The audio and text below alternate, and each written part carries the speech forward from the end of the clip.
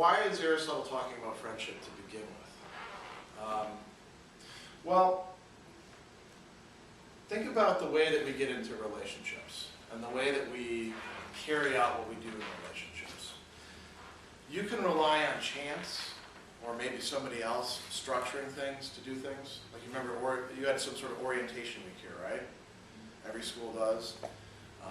What do they do during orientation? Besides tell you, here's the dorm, here's where the cafeteria is. Yeah, what do you spend most of your time doing?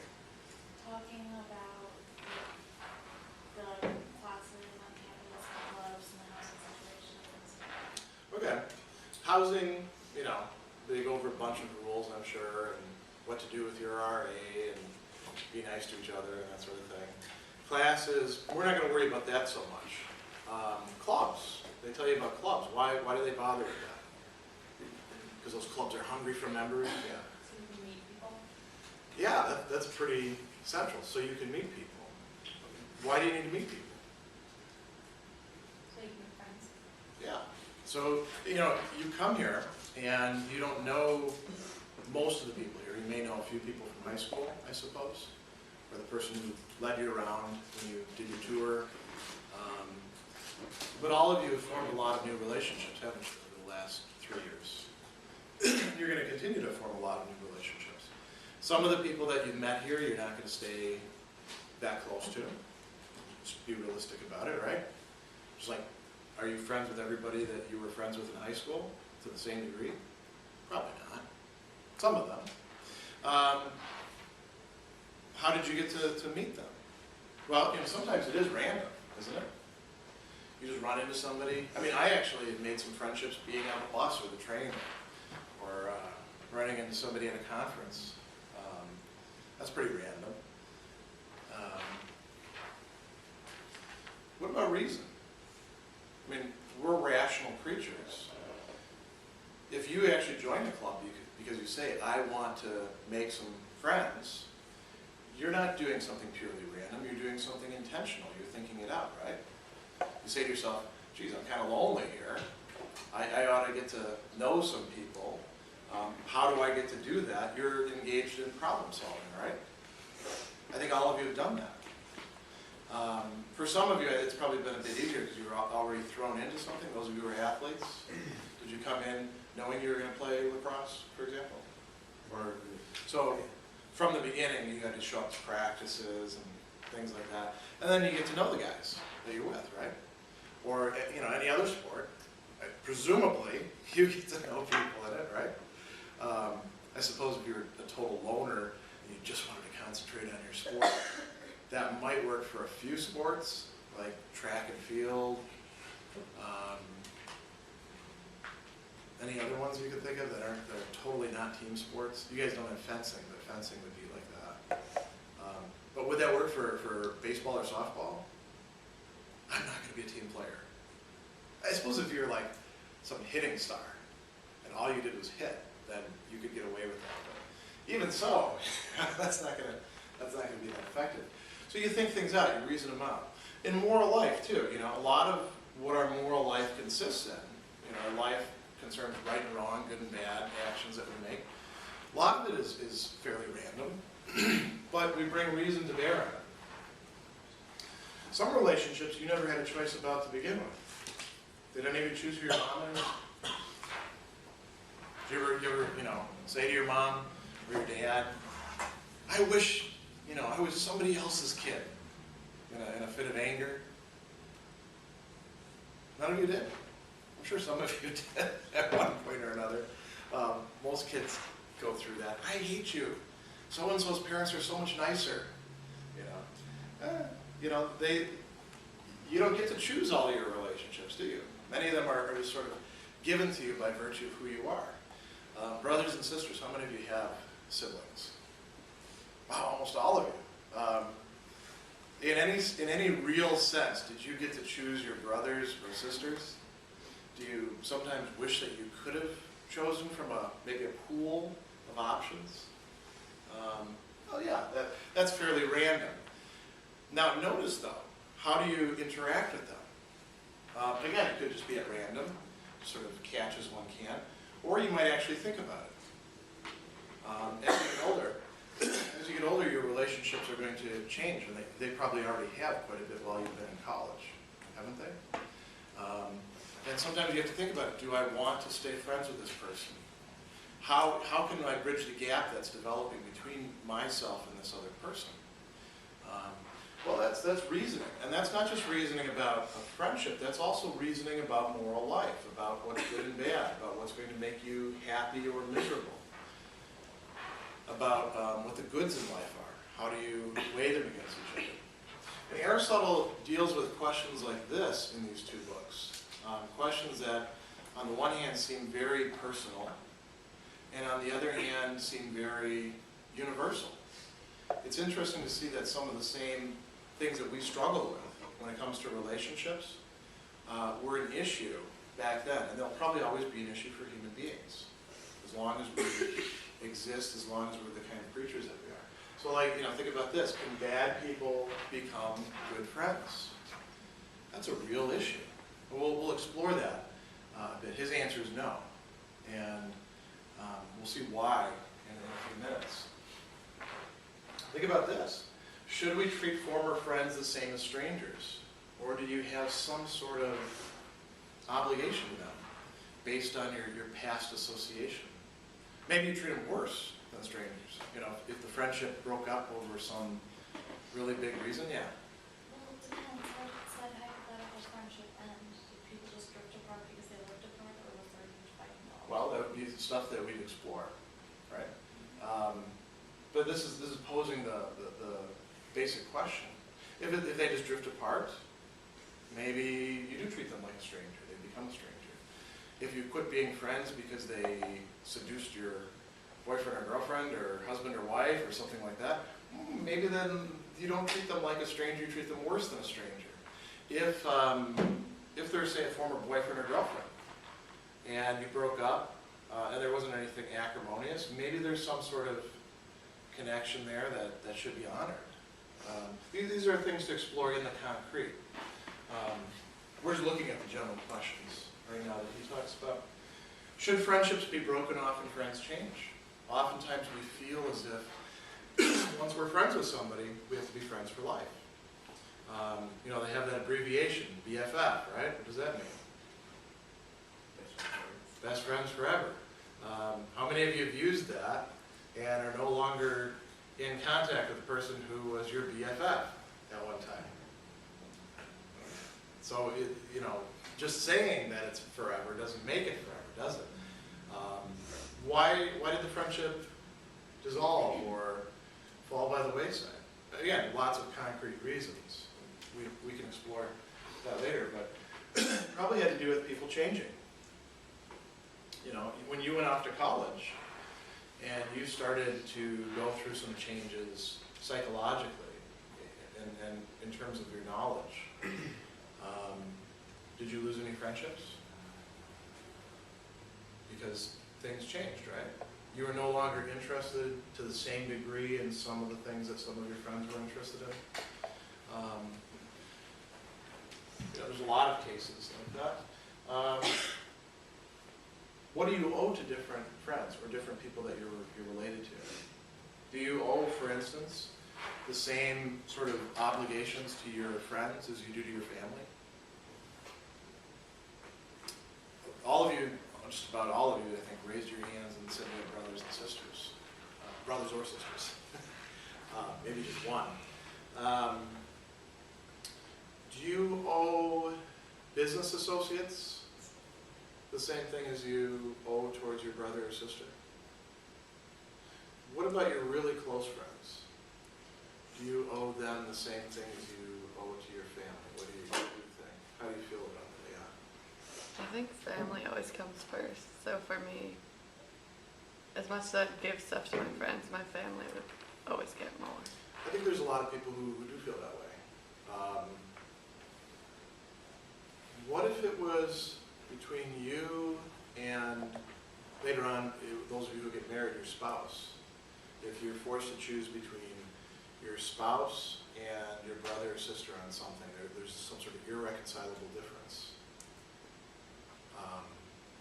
Would you say family first Or would you say, I made a commitment to this person, there's a stronger bond there? That's a tough one, isn't it? Somebody had their hand up. Yeah. I feel like that one I sort of try to stay out of. Well, sometimes you can. Sometimes actually the act of staying out will alienate both people. You know, because relationships have to do with moral life. When you have really serious problems and serious divides between people, it's not just over what TV show you're going to watch, or do you like the Jets or the Giants or things like that. It's over real serious moral issues. Is it right to act this way? Is it wrong to act this way? How should one act? Is this a screwed up life? Is this a good life? Yeah, we're gonna. Well, I was gonna say, if you weren't married or whatever, the whole Then it's easier. the family versus like this significant other would probably, for a lot of people, be a deal breaker. Like if. Yeah, I think you're right. family- You mean if the significant other, by the way that they act or the way they treat other people, can't get along with the family? Yeah. Yeah, that's why you bring people home to meet mom and dad. There's an old saying too, when you marry somebody, you don't just marry them, you marry their family. So you can also look at their family, in most cases, again, there are exceptions to this, and you can look at their family and you can say, do I want to be connected with these kind of people over here? Maybe their family is a lot like your family. And you say, these are good people. I like this kind of group. My family is huge. We actually tend to assimilate other people, sort of like the Borg, but we don't brainwash them. My family is, when we have our family reunions, which we have every year, it lasts for 3 days, and at a small one, only about 100 people show up. At a big one, it's about 200 people. And I am as close with my first cousins as I would be, as most people are with brothers and sisters, and I'm as close to my third cousins as most people are with their first cousins. And it's a very big, welcoming family. People marry into it, and then they sort of become part of the giant conglomerate. A lot of people like that. But some people look at that, and it really turns them on. Some people don't want that sort of closeness. It's kind of nice to have a big network like that, I feel. I'm willing to bet that here at Marist, quite a few of you are from big families like that as well. But that's not the case in general, is it? I would say in the United States, many people don't know their first cousins. And most people don't really know their third cousins very well. So family might mean different things too, right? And who you're marrying and what their family looks like matters. So yeah, those could be deal breakers. Why else does Aristotle talk about this? All this friendship stuff. There's a few other important reasons. One is when he was discussing the virtues, all the way back in Book 2. You remember he said that friendship, or at least friendliness, is a virtue. So we're going to look at what's the difference between friendship, philia, and friendliness, which is a part of it, you might say. Friendship is also important because, and I think all of you sort of get this instinctively, in order to live the good life, to flourish, to have happiness, to do well, don't you need friends? Why do you need friends? Or is that a nonsensical question because it almost answers itself? What do you think? Why do you need friends? Or why would your life be lacking if you didn't have friends? Have any of you been in situations where you didn't have any friends for a while? At least not there in the place that you were? Yeah. Oh, you're saying that you've been in that situation, yeah. When you first came here to Marist, did all of you have a circle of friends with you? Did you feel kind of lonely? Did you feel homesick first couple of weeks here? Maybe even later on, after you went back home for Thanksgiving and then you came back, and you're like, that was pretty nice being at home. I wish I could stay there and maybe do online classes, something like that. Well, you want to have friends, don't you? That's part of the good life. Is it just because otherwise you'd be lonely? Or is there anything more to it in living the good life? Think about it this way, romantic relationships are also part of what he's calling friendship. Bless you. Why do you want romantic relationships? Well, we have a sexual desire, right? But is that all there is to it? All of you, when you're dating, just interested in sex, sizing the person up, they'll be a good partner, they're attractive. There's no deal breakers when it comes to that sort of thing. Going on say, the first date, nothing they'd say if they're good looking and, they're available that, you might say, I think I can pass on this one. I think there's some things right there. You want to have somebody who you be a good companion with, don't you? What do you want to do with your friends?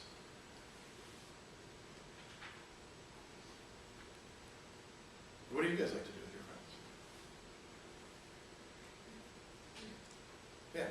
I know, because when I first came here, I joined the band pretty much right away, so like I made most of my friends right after that through the band. Yeah, And so, that makes sense. yeah, so like we had band camp and whatever. And I know that like when we get together, we just really like to hang out and like have a good time. And more often than not, we're doing something band related when we're all together. Mm-hmm. So for a lot of my friends, I associate like music with them, so that like we're usually doing something musical or whatever. Sure. But then with like my housemates and like there's only one person of my people I live with who's in band, and like we all just really enjoy spending time with one another. We could just like be doing something like simple as like watching TV, but we still have like a good time. Yeah. So it could be like Even just talking. even just talking, yeah, like the activities are vary across the board, like what like we do that makes it like fun or whatever. Yeah. Notice there's a lot of activities you can't do by yourself. I mean, let's say we take music. You can play a song by yourself. Can you jam by yourself? By definition, no. Because jamming means playing spontaneously with somebody else.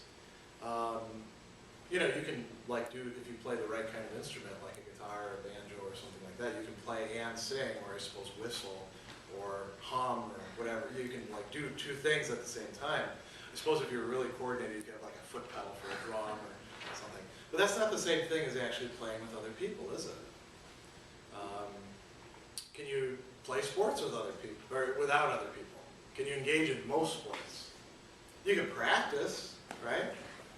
You can, for baseball, you can throw a ball against the wall and have it bounce back to you.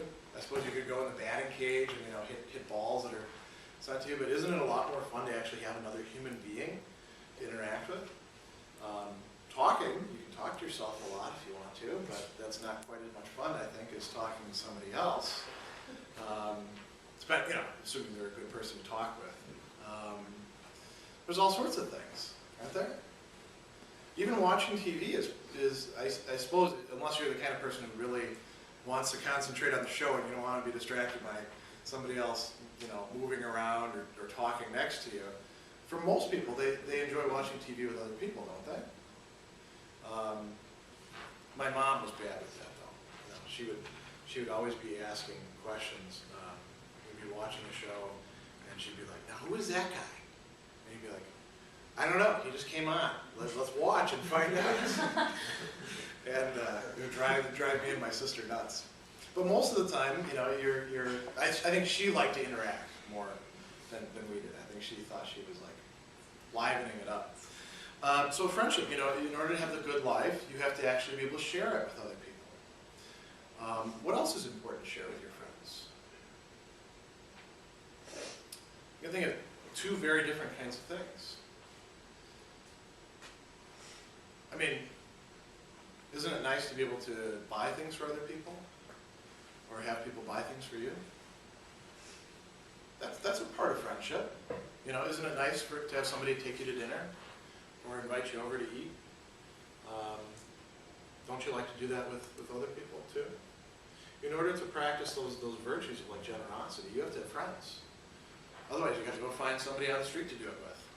You know, that's not as much fun. What about when you go through highs and lows in your life? You know, who do you want to have when you have to go to a funeral? You want to go by yourself? Probably not. You want friends, don't you? What about when something great happens? Isn't it nice to be able to share it with somebody else? You know, you win an award. It feels a little empty if you win the award and then you go home to an empty apartment, an empty house, an empty dorm room, and there's nobody to talk with about it. You want to be able to share it with other people. So that's another part of the good life. There's also, Aristotle says, there's a security aspect of friendship. And this is probably, at least with friends, that's probably not a big issue for you yet, but that'll become a much bigger issue for you later on. It may have been an issue for you with family. When your life gets screwed up, and there's a variety of ways in which it can get screwed up, that's when you really need friends, isn't it? When people are, say, unjustly criticizing you, or your business is suffering, or you go through a bad breakup, or you go through a divorce, you lose your job, you have, you know, some other kind of setback. That's when you can tell who your real friends are, isn't it? Because what do? They help you. Support you through your bond. Yeah, and it might be just emotional, it might actually be financial. And Aristotle thinks that that's okay. That's an important part of our lives. Your social networks are also your support system. That's an important part of our existence, Aristotle thinks. And if you don't have that, he talks about the person who doesn't exist in society with other people being sort of like one piece by itself in checkers.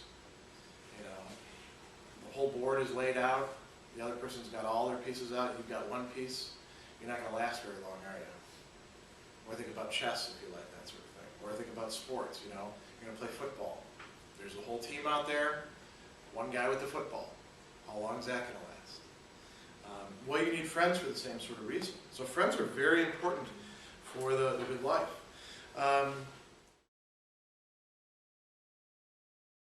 Let's look at what Aristotle says friendship is. And so he distinguishes between friendship as a habitual state, which is what he's talking about here, and some of the components of friendship.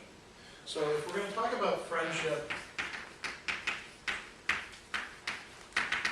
in sort of the full sense of it,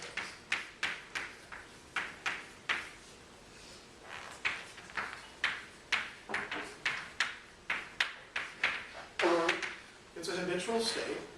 What else are habitual states for Aristotle? The virtues, right? Or the vices. Being of a certain kind of character. Friendship is who we're friends with. The way in which we're friends is part of our character. It's part of our personality, who we are, for better or for worse. Friendship in the full sense, what does it involve? It involves, as he says, wishing well for the other person.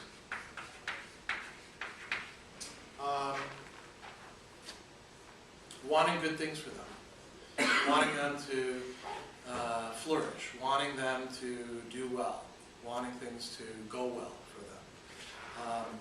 And why? Is it for, you know, the sake of something else? No, it's for their own sake. So if I'm really friends with somebody, I want them to do well even if I'm not going to be on the scene. I want their piano recital to go well even if I'm not there to hear it. I want their marriage to be a deep, abiding relationship in which both partners are fulfilled, whether I know the person they're involved with or not, and whether I'm going to benefit from it or not. True friendship is, in a certain way, it's interested in the other person, but it's also, you might say, disinterested. It's not just seeing the other person as something that I'm going to get something out of. I'm not getting something out of them doing well. That's not the reason why I wish them well. I wish them well because I like them, because I actually feel something towards them. He talks about delighting in the other person.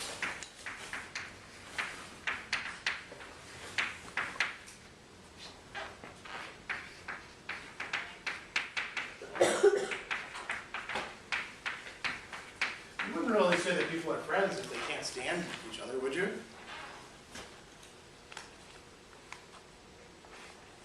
I mean, some people hang out with each other and say, yeah, we're friends, but, you know, you watch them after a while and you're like, they're not really friends. They hate each other. Look at the stuff they say about each other, you know, when the other one's out of the room. We wouldn't call that friendship in the full sense, would we?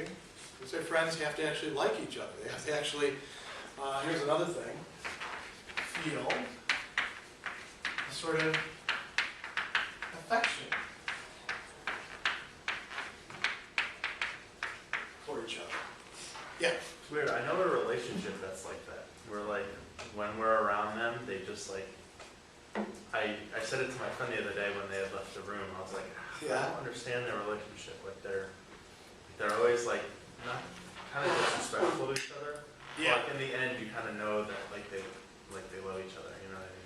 There's some people who antagonize each other. I mean, some people really like to fight. Yeah. And you see couples like that sometimes. I think they're just like their personalities kind of.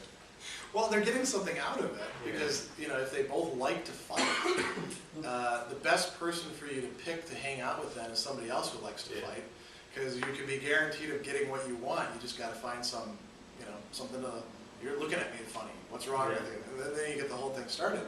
If you were of that sort of person, it wouldn't be any good to find somebody who's nice and who doesn't like to fight, who like, you know, says, no, okay, I didn't mean to look at you that way. You actually want to egg them on. They couldn't be good friends, but I mean, Aristotle would be willing to say they have a certain kind of friendship. Well, they're dating. Yeah, that's the relationship I meant. Like they're dating. Yeah, I've seen couples like that too. Sometimes they start out by like they meet, let's say in a bar or at a party or something, and one says something mean to the other one, and then the other one says something mean back, and they kind of like that chemistry or antagonism, gets them charged up, and then they just keep on doing it. Now, on the other hand, I've seen some couples where they genuinely do seem to hate each other, you know, and they stay with each other, maybe because they got married and feel like they have to stay. That doesn't strike me as a very happy relationship. That's not going to make you fulfilled in the Aristotelian sense. What else is important? Friends also benefit each other. And another thing that you can say about friends, that Aristotle thinks, is there has to be some sort of proximity. They have to spend time with each other. And Aristotle's got this great proverb that says, friends, don't call somebody a friend unless you've eaten a barrel of salt with him.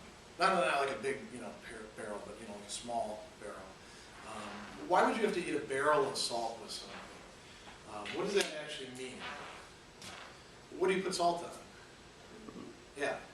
And so, how many meals do you think you'd have to have with a person before you could exhaust, you know, let's just say, instead of a barrel, let's say one of those big containers of kosher salt, you know, that you can buy at the supermarket. How long do you think that would last you, having meals together? Long time. A year, maybe? 2 years? Depends on how much salt you put on things. Or if you're eating food at McDonald's, You don't need salt. you hit the barrel within a month. Well, you don't. If you're putting salt on McDonald's. No, it's already in there. Yeah. There's a lot of it, but I'm just messing around with it. Oh, Probably I see for what a you're year. saying. Yeah, you don't have to have it in the barrel. But the idea is you actually, in order to become good friends with somebody, you actually have to pass quite a bit of time with them. Don't call somebody friends immediately. That's a mistake people fall into. It's how they get hurt, it's how they get taken advantage of. Kids do this a lot. Kids on the playground, they come back after you've let them run around with all the other kids screaming and yelling and doing whatever they're going to do. They come back and they say, I made a new friend. What's their name? I don't know. Where do they live? I don't know.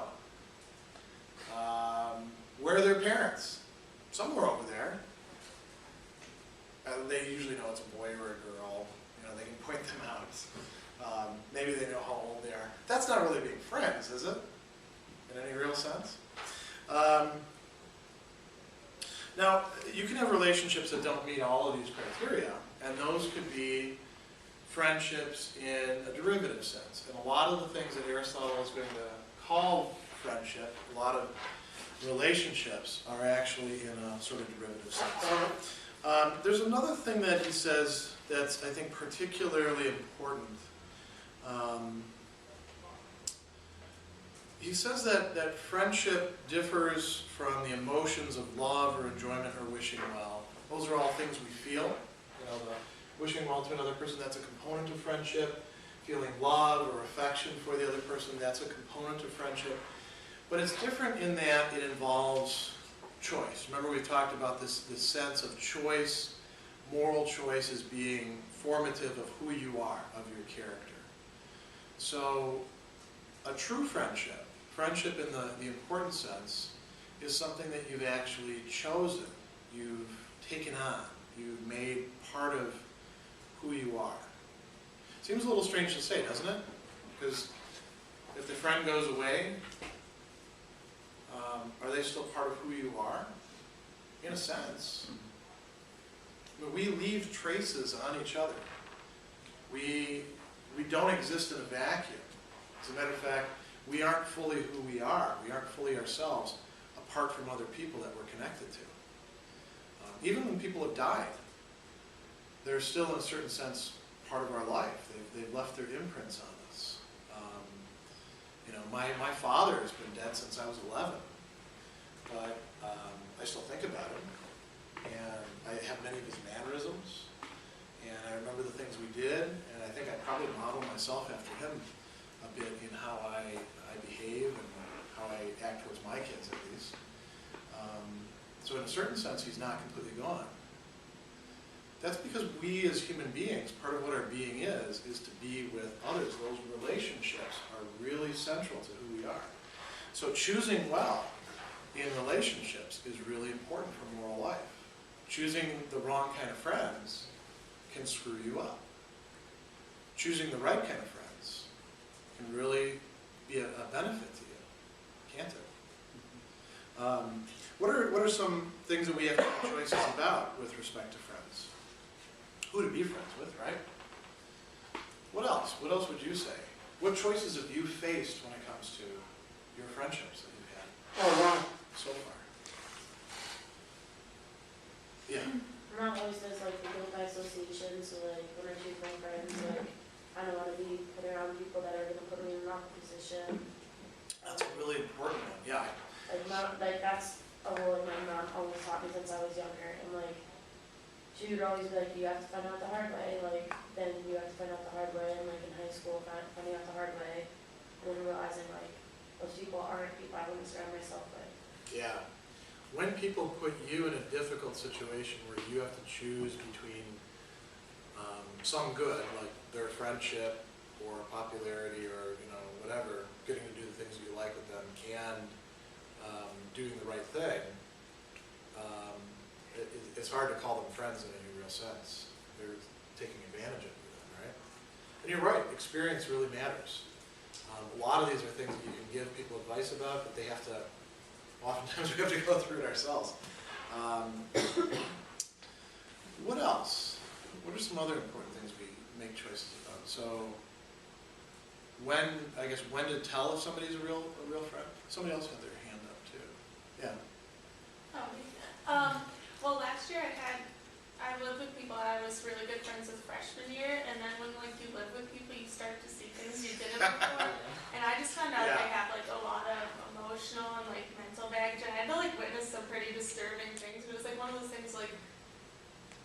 was almost like babysitting them to make sure they didn't do anything. So it was like, Yeah. is the effort and responsibility that I'm taking on in this friendship worth it? Like, it was something like that. Okay, yeah, that's something that you actually have to make a determination about. You know, if you were to, for instance, say, oh, because I've got some sort of bond with these people, I have to do anything whatsoever. I have to sacrifice myself completely to make sure that they're okay. That would actually be kind of pathological. Aristotle would say that's not a good thing. There are certain limits that we would want to be able to draw. On the other hand, if you said, as soon as somebody needs help, screw them, they're no longer my friend, that wouldn't be very good either, would it? But that would be determinative of who you are, the way in which you make or break friendships. What about working through issues? Have any of you had to, yeah?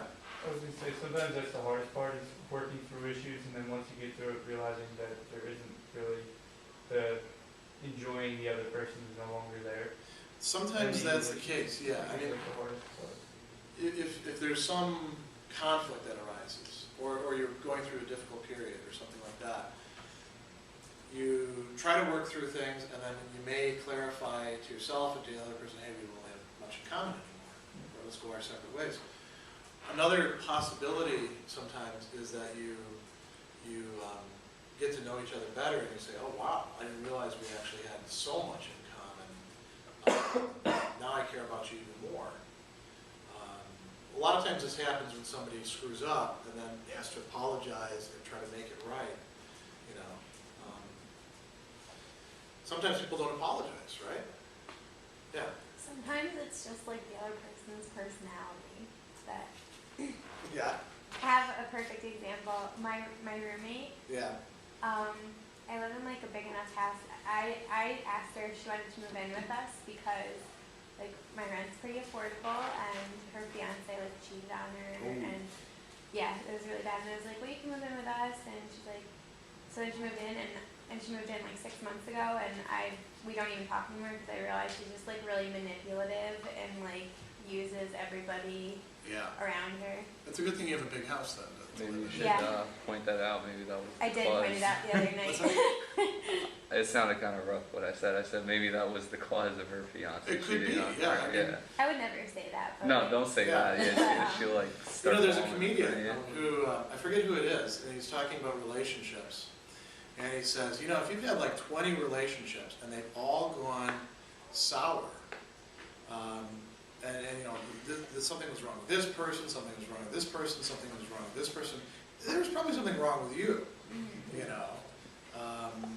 and there may be something to that. Aristotle thinks there are some people who you can't actually be friends with if they don't have a good enough character, if they're manipulative, for example. It's going to be it's going to be very difficult to actually have any sort of deep friendship with them, because manipulative people, by virtue of being manipulative, are always going to be testing those boundaries. Yeah. Yeah, at the moment I have a roommate that I don't even know how to explain. Because like living with her. I talk to her as if she's a second grader because she Wow. doesn't understand living with other people, and I'll be like, you can't put the lights on when I'm sleeping, or you can't wake me Yeah. up from a nap because you're mad that I'm sleeping. And she'll wake me up, and I'll yell at her, Magic or sleeping. talk to her, reprimand her as if she's my child. And Yeah. she won't get mad, she'll laugh at me. Or she'll think it's funny. And I'm just like, and it's like I can't get mad at her because she doesn't understand that I'm actually mad. And it's just awful. So you actually feel bad about getting mad in a sense. It's like I feel bad, but it's so frustrating because she doesn't understand. Yeah. That if she's doing something wrong, she'll be like, oh well, or, I guess I'm not that good at being quiet, or I guess I'm just not good at living with people. Wow. Okay. That would be some very. people aren't good at living with other people. Yeah, that would be very Some people trying. really aren't. I don't think myself. I don't think I could stand that very well. I think you probably have more patience than I do. I would have actually gotten mad.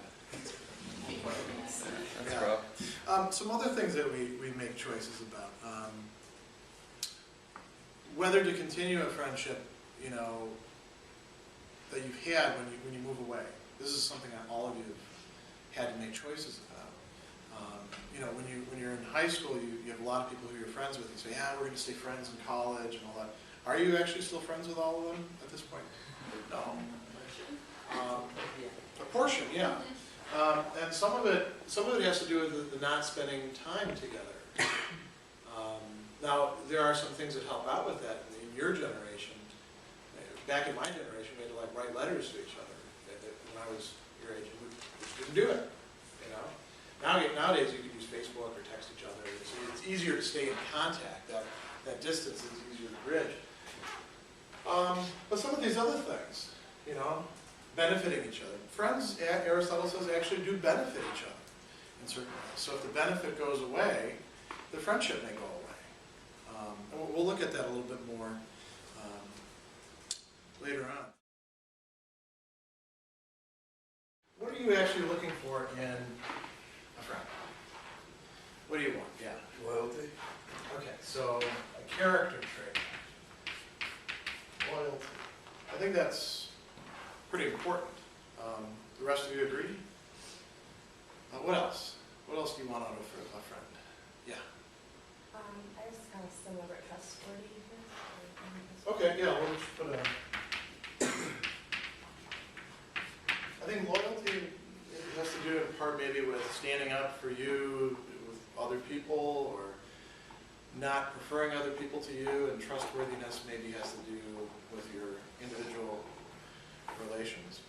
Some things could involve both, like you tell somebody a secret, you know, you entrust them with a secret, you hope they're trustworthy, and they're loyal in the sense that they don't tell, like, you know, maybe the secret is you don't like so-and-so.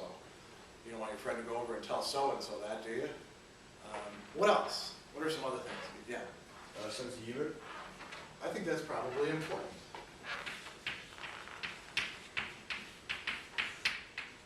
And Aristotle thinks so too, and we'll see why in just a minute.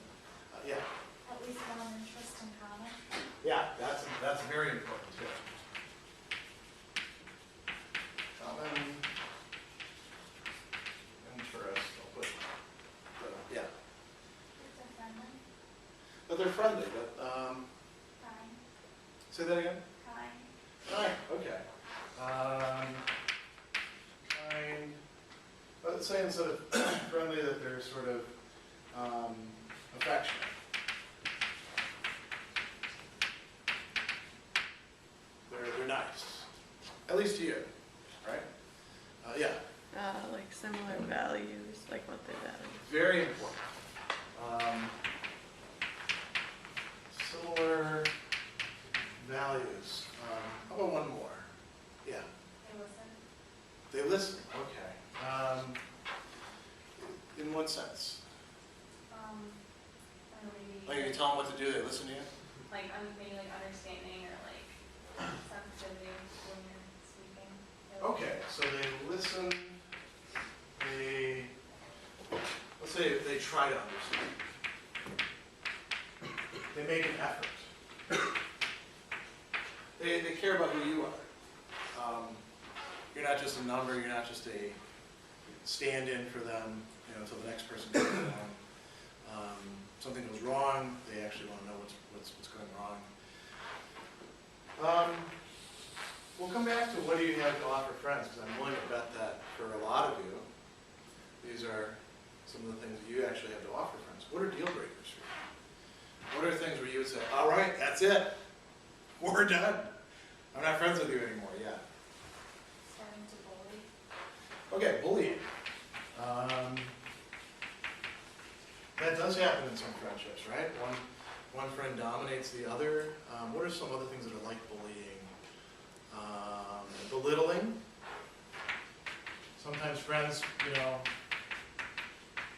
tear each other down. Are there any other things like bullying or belittling that would fit in there? Maybe we'll think of some more as it goes on. What else are deal breakers? Yeah.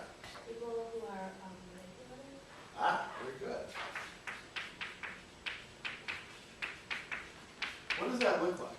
Because, I mean, being a bully is kind of manipulative. What are other ways in which people are manipulative? Trying to take advantage of people who, you know, stick up themselves kind of, like, Yeah. I don't know,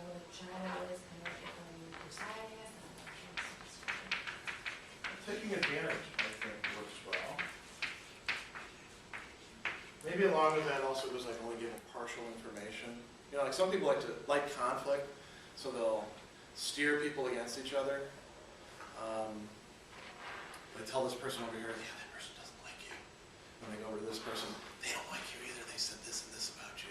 And then the two people come together and they're like, what's your problem with me? And then, you know, sometimes if you don't get angry enough, you can actually like figure out that that third person was manipulating you. Sometimes you get angry and then you get into a big fight with them. I actually had a kid who almost got me to fight with this other kid in high school, after school. And this other kid was like a bar fighter. He would just stomp people. And I was kind of scared to actually have to go fight this kid, but you don't back down, right? And it was that same sort of situation. He manipulated us both into thinking that the other person, for no reason whatsoever, wanted to fight. Luckily, we compared stories. Otherwise, who knows what had happened? You know. What else are deal breakers for you? Yeah. Lying. Why is lying so bad? What happens when people lie in a friendship? I mean, some people just lie to lie, right? They enjoy it. What are some of the damaging repercussions of lying? Yeah. But then you feel like you can't ever trust them. Yeah, that trustworthiness is destroyed, isn't it, when people lie? What if you become friends with somebody and later on you find out that what you thought you actually had in common, they lied about because they liked you, they wanted to hang out with you, but they really don't have that in common with you. How does that make you feel? Yeah. Well, if it's a little thing like an interest, like one day came up to you and said, okay, I don't really like this style of music, but I put up with it anyway. Well, Because I like probably hanging out with you. because I like you. Well, I've kind of flattered. Yeah, I suppose on some things you could be. Because it's showing that they're willing to make some sort of sacrifice. What if you find out that they don't really like this kind of music, they don't really like these restaurants, they're not really into reading this kind of book. As a matter of fact, you know, you're into reading and they're not into reading at all. You know, the lies get bigger and bigger. Then we start to feel as if you're not the person I thought you were. I don't want to be friends with you. I want to be friends with that other person I thought you were. Yeah. I was going to say that'd be kind of creepy. Yeah, we make movies like that, don't we? And people do this sort of thing. You know, I had a friend who I think I may have mentioned before, and we listened to heavy metal when I was in high school, and I still like heavy metal a lot today. And so we'd get in his truck and we'd drive around, and he had all these cassettes back then, and we'd listen to it. And then he had one cassette of Whitney Houston. And I'd be like, what do you have Whitney Houston for?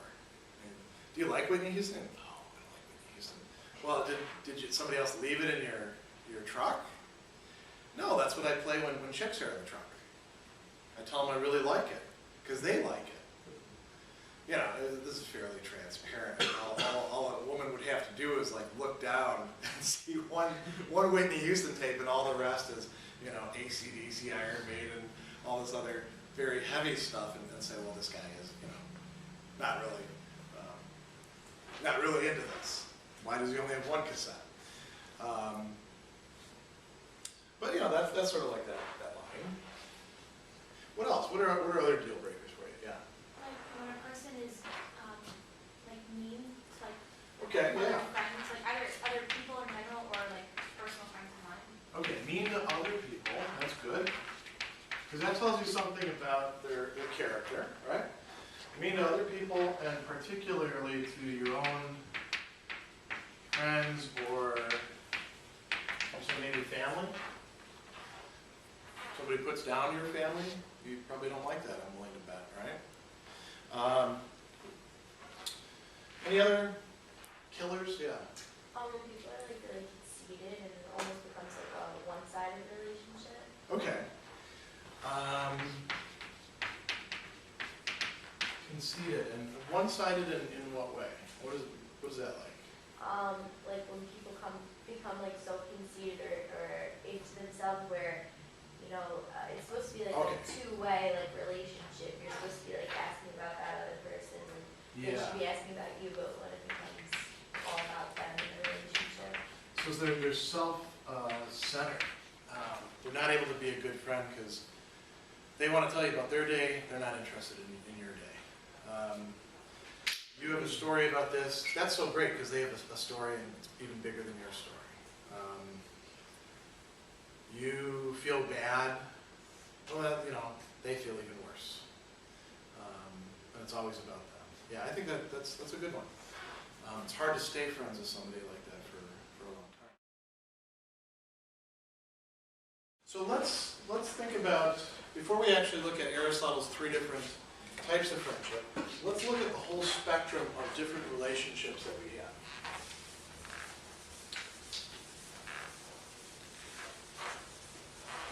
And again, rather than just using the word friendship, let's use the broader term relationship. Obviously, friends are one subclass of that. Who else are you connected with? Who else do you interact with? Family, right, that's really key. And, you know, well, friends in the sense that we use the term may coincide with family or it may not. There are some people, for instance, my mother's generation of our family, they all lived on the same block in Chicago. They're all a bunch of poor French-Canadian kids, most of them actually speaking French before speaking English, speaking French in the home. Their friends, for the most part, were their family. And then a few other people from the neighborhood who wound up being connected with them. Like, you know, there were a lot of Menominee Indians in the neighborhood as well. Menominee and the French have a long history together. Then there were, you know, when they went to school, then there were the Irish kids, you know, because they all went to Catholic school. Your family could be your friends. Or you might not actually like your family. But you're still related to them, right? We also have that expression. You can, how's it go? You choose your friends, or you can't choose your friends. Yeah, you can pick your friends, but you can't pick your family. Don't say that, by the way, at like the family reunion, because that'll probably, you know, tick somebody off. But these are sometimes different categories. Sometimes you can have somebody in your family that you couldn't stand for a while, and then you become friends, like, you know, your brothers or sisters. You may not like them when they're kids. You may not like them when you're 20, 30. Maybe you get to like them when you're 40. Or maybe you liked them when you were kids and then you don't like who they become. They're still your family though, aren't they? Okay, so these are big categories. Who else? Coworkers. Coworkers, yeah. For Americans, a lot of our relationships develop through work. Because we're you know, a working society. Yeah. Maybe like strangers or potential friends? Okay, let's put that down as potential friends. Friends who are not yet friends. Who else? Who else do you have? Yeah. For significant others and family, or they? That's an interesting question. I would actually include them as a second category. And there's reasons why with Aristotle. And let's use that. I always tend to think of it in terms of boyfriend, girlfriend, spouse. Yes. But significant other is perhaps generic enough to cover anything that we'd want. It's funny because, you know, if you look at certain languages, like French has all these euphemisms for boyfriend or girlfriend that involve the notion of friendship. Copain, copine, you know, ami. You say that somebody is your ami, they may actually be your person you're dating. Yeah, significant others. They can become family, I guess, if you marry them. But then there's still supposed to be something a bit distinct to that, isn't there? Family's off limits for that too, right? Hopefully. your significant other might be part of your circle of friends. This is another thing too. Many people find their mates on the job here in the United States. Who else? Who else are you connected with? Yeah. Classmates. Yeah, I think that's very important. Classmates. And you guys, go ahead. And professors. Professors. Or teachers.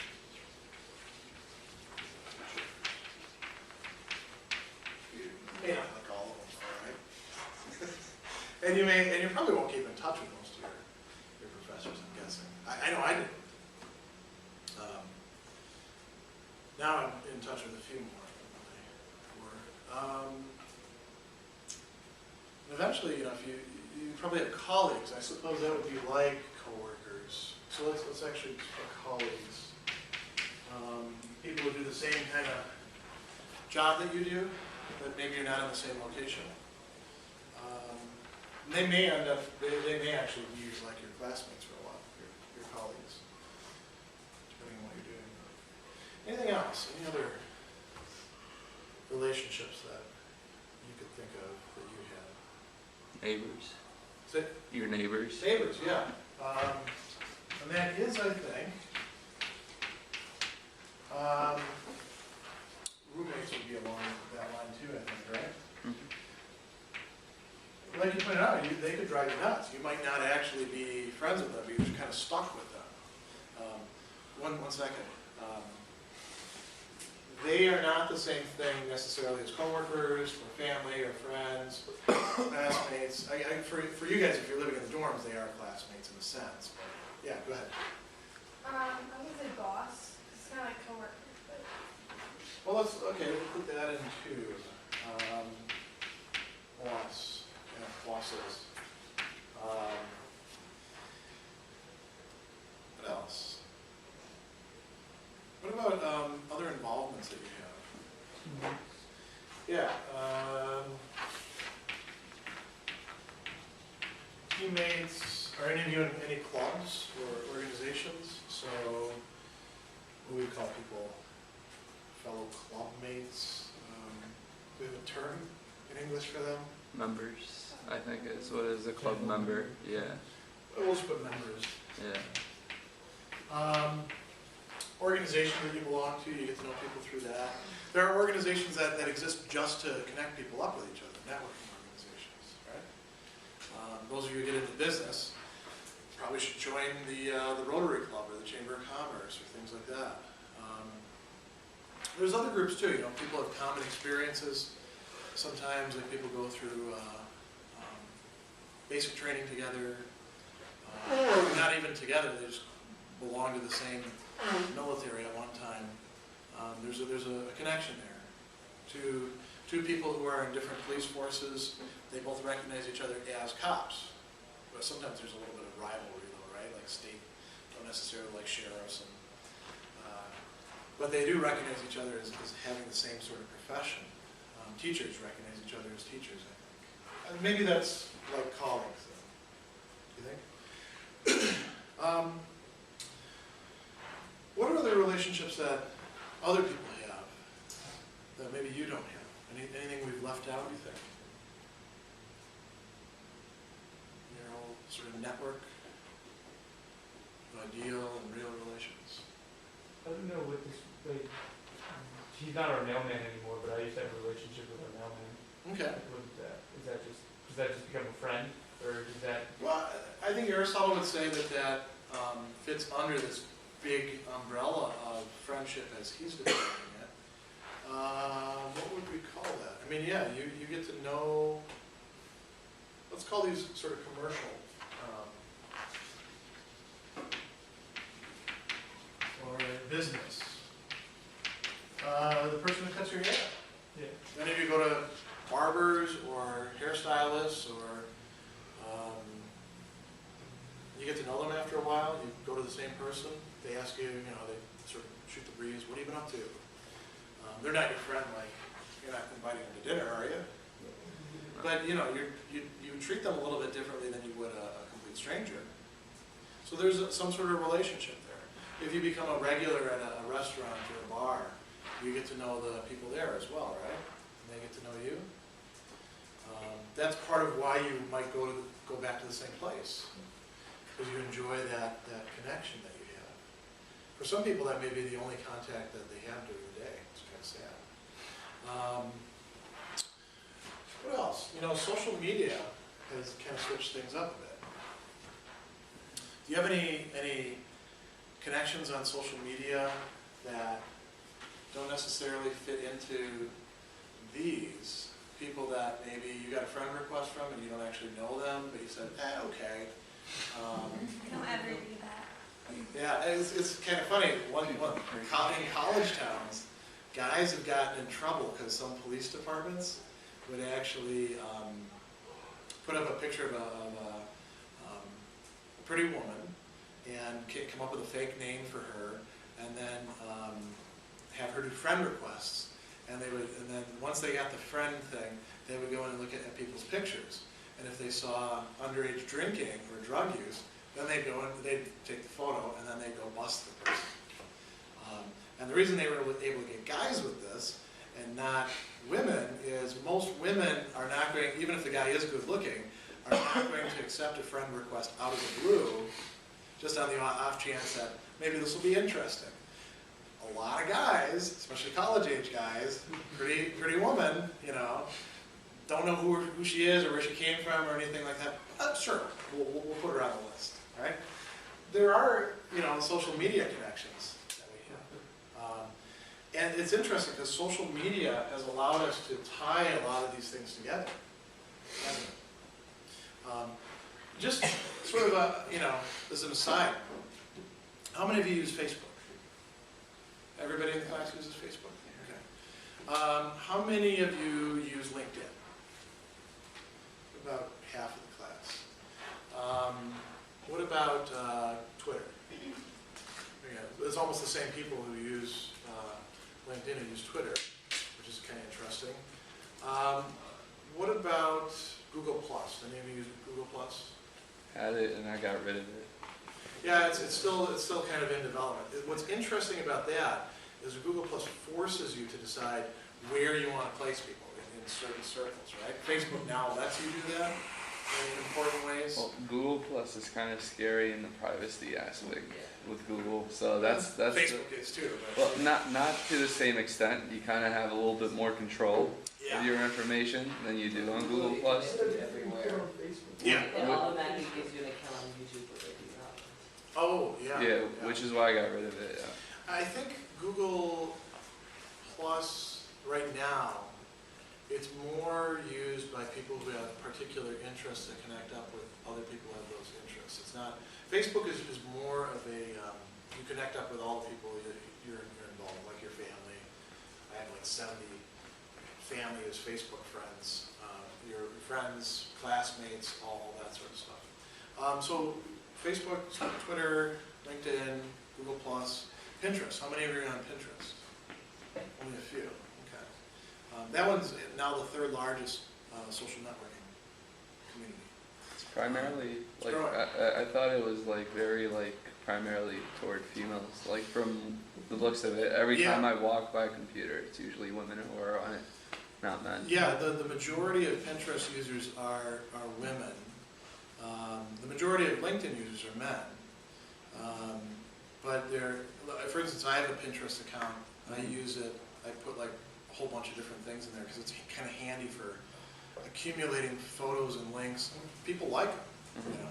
So there's not an awful lot of interaction that takes place. My girlfriend spends like hours on it. I think just looking at it right now. Really? Yeah, she's addicted to it now. I think it's the visual aspect of it. Yeah. It's fun to look at images. Aristotle realizes this. We like to do that together. We like to share images. There's something that appeals to us in that. And yeah, you can easily use a lot of time just sort of scanning around them. I don't like, you know, I think a lot of the images tend to be things like clothing or I'd like to buy this, and I find that kind of boring myself. I put things like, you know, images of the artistic representations of the 7 deadly sins, you know, or famous philosophers, things like that. Now here's the point though, with social media. it's a way to tie all these things together. It's a way to sustain relationships over time and space that didn't exist for Aristotle, and didn't even really exist in an easy way in my generation.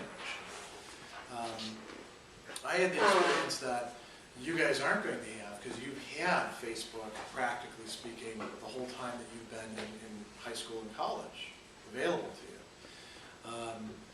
I reconnected with a whole bunch of people who I hadn't seen for years and years and years, and actually haven't seen physically, still most of them, for at least 20 years, through Facebook. You know, I'm probably connected with a good 80 or 90 people from my graduating class from high school. I've seen maybe 3 or 4 of them since, but I interact with them. I could be friends with them in some sense. We've actually talked about important things. A lot of us went through breakups or divorces or major life changes, and we talked about that stuff. And that's part of what forms and sustains friendships. So social media kind of changes the picture a bit. For you guys, you have the possibility of remaining connected and being able to figure out what's going on with your friends or your acquaintances, or however you want to call it, for the rest of your life. And what do the different social networks do? Does LinkedIn do the same sort of thing as Facebook? What do you use LinkedIn for? Those of you who have it. It's kind of like an online resume, and like you can talk about yourself like professionally more so than socially. Yeah, it's much more for professional advancement than, yeah. Like the majority of my connections, like on LinkedIn, are of course like current classmates, and some are like prospective employers or people who are going to like things that they've held at their offices to like for potential candidates. I think primarily in the future, the main benefit of it is, let's say you're looking to make a job change and you have all these connections with your classmates, and then you can tell what kind of job they're in, what field they're in. It's a very easy way to find out, hey, this is the person who I'd want to talk to if I have an interest in this field. Yeah. Now this is kind of a good segue into thinking about these 3 different kinds of relationships that Aristotle talks about.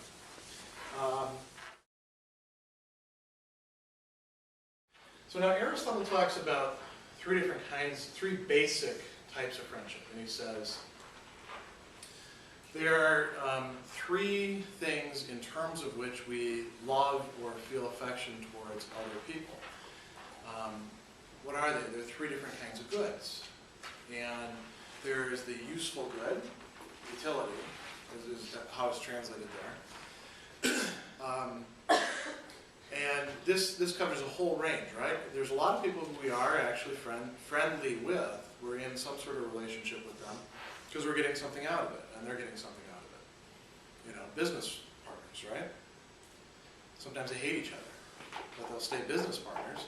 Why? Because they're making money. Not all actors or writers or, I suppose, sports people as well like their agents, but they'll go to their agent's house for dinner. Their agents probably don't like their clients very much, but they'll spend time together. And we do a lot of social events with people that we're not particularly fond of, don't we? In one way or another. I mean, as you get older and you become more involved in the place that you live and business, whatever it is that you're going into, you're going to end up in more and more relationships like that. What else would be friendships of utility? Well, I think that self-centered person, they're just using the other person, aren't they? They're not really giving. You almost sometimes feel like you're a satellite orbiting them, They're the real center of the universe, at least their universe. What else? What are other ways in which we just focus on getting something out of somebody else? Yeah. You're paying somebody to do something for you? Yeah, if you're actually paying, if somebody's on your payroll, and then they're showing up to your Christmas party, and they wouldn't show up otherwise, you're not really good friends. Yeah, and they're probably not even doing it because they enjoy it. They're doing it because they're getting paid. Probably a lot of people who have entourages. Their hangers-on are people who are friends with them for the sake of usefulness. And I think you can find a lot of these deal-breaking qualities sometimes in friendships that are based on utility. Aristotle says these don't last an long time. Then there's friendships that are based on pleasure. Pleasures are good. We all enjoy having a good time, don't we? Aristotle doesn't think that pleasure is a bad thing. He doesn't think it's the be-all and end-all of the good life, but it's pretty important in the good life. Sense of humor, I think, would fall in there, wouldn't it? Do you like being around people who can't get your jokes? How many of you like telling jokes to begin with? Not that many of you? How many of you like to laugh? Okay, all of you, good. Do you like hanging out with people who don't laugh at the same things that you do? Probably not. You know, that's important. That's one of the main sources of pleasure that we have. What are other ways in which we get pleasure from other people? Good conversation, right? Some of these qualities, like being kind or affectionate, isn't it nice to be with people who treat you well? Even if maybe they don't know you that well, they treat you nicely? Or do you guys like to be treated mean? Any of you masochists? You really get a kick out of somebody knocking you down and bullying you or something like that? Good. None of you raised your hands. Common interests. You know, so long as we have a common interest with somebody, very often that's pleasurable. If you like playing basketball with that group of people, even if you go to the park and play a pickup game, for a little while you're friendly with each other. You may actually be rivaling each other too, depending on what kind of player you are. But if you're a real jerk, they'll probably kick you off the court, won't they? It's not going to last very long. Or you could show up to other things and find things where you have common interests and you immediately sort of latch on to other people. Your example about band is a good example. Musicians have something in common with each other. First off, they actually like playing music. That's a big one right there. They may actually have a lot more specific things in common. How they spend their day, liking this particular composer or this kind of music. They've thought about those sorts of things. What else? What are other common interests that you have that ties you together with your friends? Same sports team, maybe. Liking the same shows. Same music is often pretty important. What else are important common interests that you have in your own lives? Think about your friendships that you've got. What do you have in common with your friends? Yeah. Is that really of interest, but like just being at the same place in your life, kind of?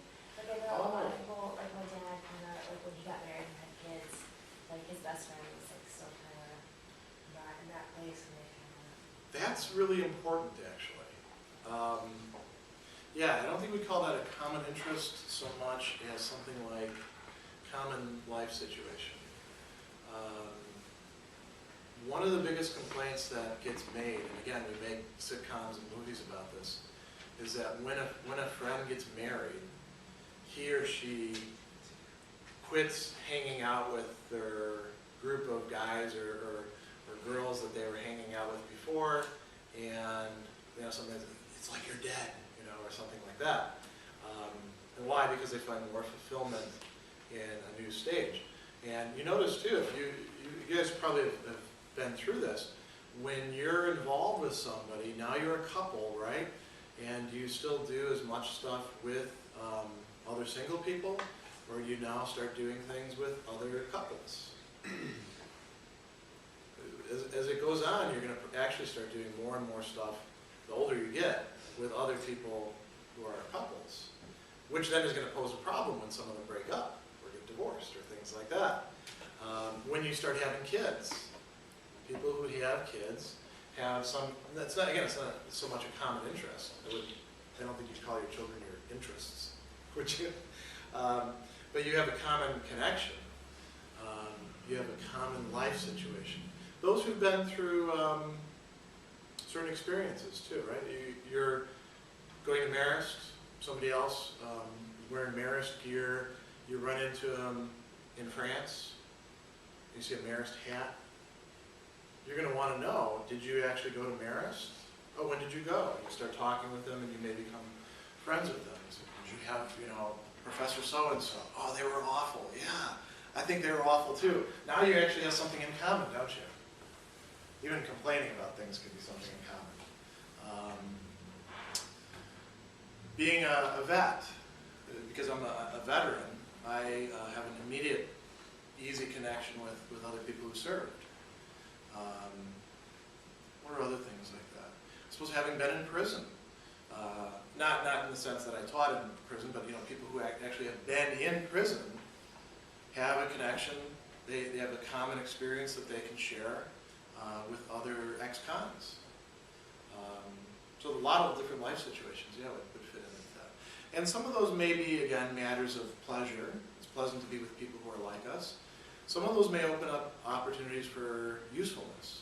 Think about, again, with kids. If you make friends with other people who have kids, what does that open up for you? What opportunities? When you have kids, and you have them for a long time, one of the things you're going to want to do is find ways to be away from your kids. Every parent goes through this. And it's normal, and it's, provided you're not like abandoning them and going out to the store or, to the bar or something, that's okay. What do parents do with each other, which is not really about pleasure, but more about usefulness with each other? Play dates. What are play dates? Those are opportunities to drop your kid off and take off and be without them for 2, 4, 6 hours and have somebody else occupied with your kid for a while. Now, that's providing you with pleasure, I suppose, because you go off and do something that you like to do. Maybe even just have some peace and quiet for some parents, depending on what their home life is like. But it's more a relationship of usefulness, right? If we're all a bunch of parents and we get together, all right, you're going to watch the kids this day. You're going to watch the kids this day. We make like sort of a pool. What about study groups for you guys? Do you ever pool your resources that way with other students? Yeah? Are you like really close friends with everybody in your study group? Your close friends might not be the best people to study with. Who do you want to study with? The smart kids, the ones who actually know the material, or not necessarily the smart ones, the devoted ones who actually studied, who buckled down. You may be those kids. You may have people knocking at your door. Hey, you think we could study together? And we've talked about why some of you don't like group work, because you feel other people sort of glom onto you. That would be treating you as somebody useful, wouldn't it? So we have usefulness, we have pleasure. Pleasure is a higher form of friendship. Oh, one other kind of pleasure that we should talk about. Romantic relationships. When you have a romantic relationship, when you're dating somebody, when you're meeting somebody somewhere, when you're giving somebody your phone number, texting back and forth, what does it feel like? Like in the first couple weeks of a new romance, new attraction. What's that like? Is that just useful for you? Probably not. Is it pleasurable? Yeah, it's intensely pleasurable, right? To fall in love, to be in love. There's people who love to be in love, or desire to be in love, just to have that feeling. If it actually starts working out well between you and this person, do you find them pleasant? I hope so. If you find them unpleasant, if they have these sorts of behaviors, that's not a friendship of pleasure anymore, is it? Then you probably should quit dating them. Don't marry them, definitely. They do this sort of stuff. But if they have all these sort of things, that's pretty important, isn't it? And you know, it's great if people have similar values with you. But when we're talking about romantic relationships, we mean things like, you know, do you actually find yourself attracted to them? Are they your type? There's lots of different types, right? Do you find their voice intoxicating or irritating? You know, do you find their laugh enjoyable or like grating on your ears? You know, like Fran Drescher's laugh, for example. Yeah, I don't think she actually laughs that way in real life, probably. It's probably put on. Those are important things. That all, again, has to do with pleasure, and those sorts of things fall into relationships of pleasure. Let's look at the third kind then. So, what else can you be friends with somebody in terms of? And this is, I think, where we get to this similar values issue. And maybe to a certain extent this listener are trying to understand. What goes beyond mere pleasure that you're getting from a friend, however important that is? Yeah. Like it become a support system and kind of probably same for that. Yeah, in a sense, although that could just be usefulness. Again, like I'll watch your kids, you watch my kids. That way we don't go nuts, that sort of thing. If somebody's actually, support system is a good way to talk about it though, because if somebody really is listening to you, trying to understand you, who had that one? Yeah. What is it that you're looking for? Let's dig into that a little bit more. What are you actually looking for from somebody who does that? I think it depends on the situation. Sometimes you're looking for kind of like that verification that it's okay, that it's what you're thinking and feeling and when you're okay. Okay. Would you be okay with a friend telling you what you're thinking isn't okay? You're screwing up? Well, Let's say you are screwing up. Would it be good to have a friend who calls you on your stuff?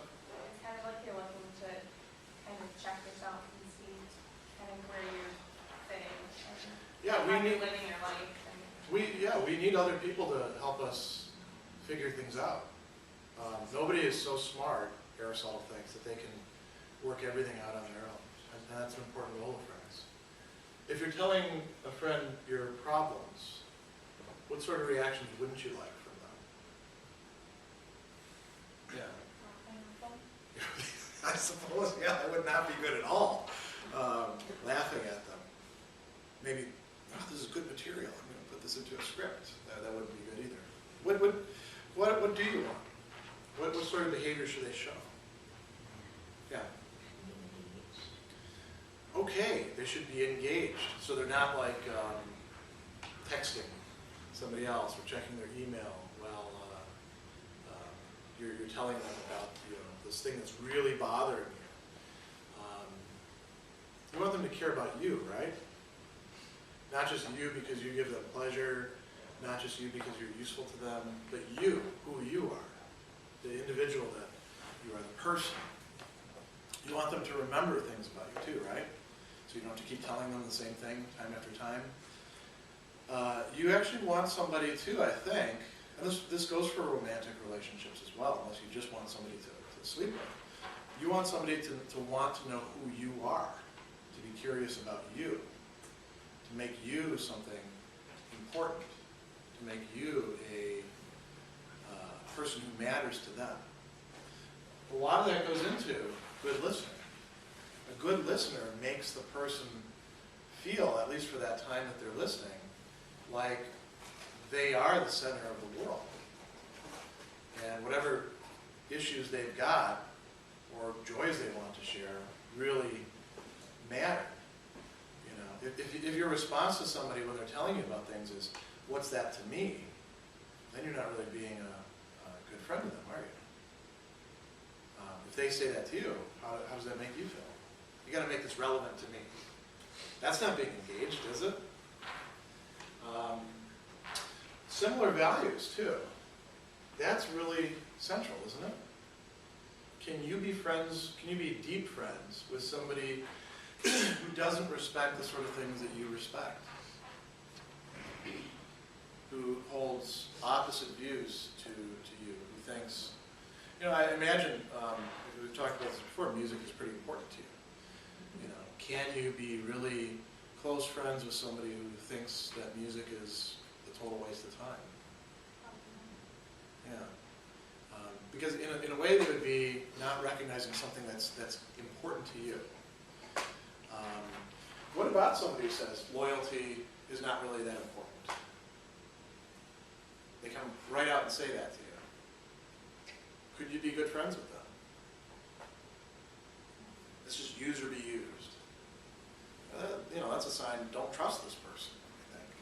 And it would be very difficult to be friends with them. The exceptions for Aristotle would be like the ones that you're stuck with, like family. Some bonds that you have, you don't have much of a choice about.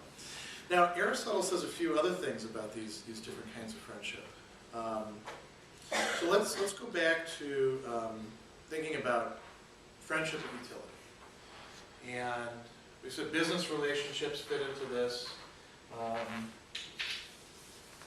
Cases where you're paying somebody for something. I suppose if you had a butler or a servant or somebody like that, that would be that kind of relationship as well.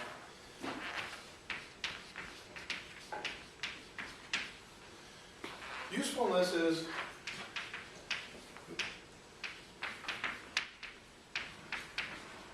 you're getting something.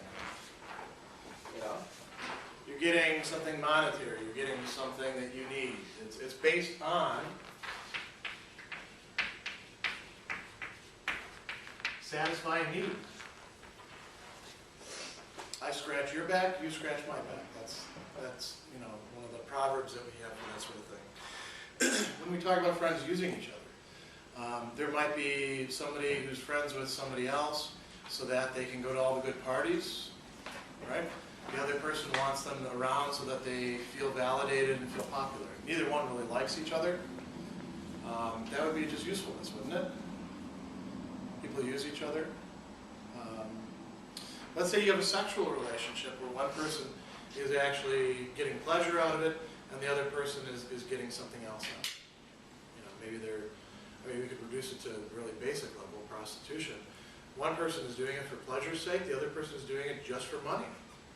Probably they don't even enjoy it, or what are other reasons that people do that sort of thing? Security, you want a nice place to live, to be popular, to set them up to take a fall, like in film noir movies, right? What are other cases like that? People use each other. Yeah. Well, when it comes to like listening, some friends just use you to get attention, and then when you start talking, they're just like, whatever. Yeah, and maybe you could like make a deal with them and say, if you don't pay attention to me, I'm going to quit paying attention to you. And you make it really clear that I have a need for attention just like you do. You're not really good friends with that person if you have to spell that out. So then above that we have pleasure. And friendships that are based on pleasure are a bit more durable, right? They're a bit more lasting. The person has some sort of trait. Friend gives pleasure in one way or another. And there's so many different pleasures that we couldn't possibly enumerate all of them. Delighting in the same kind of activity is like this. So, if you enjoy cooking together, making music together. Some people just like going dancing. They'll go out with somebody because they're a good dancer, or they like to dance, and that's it.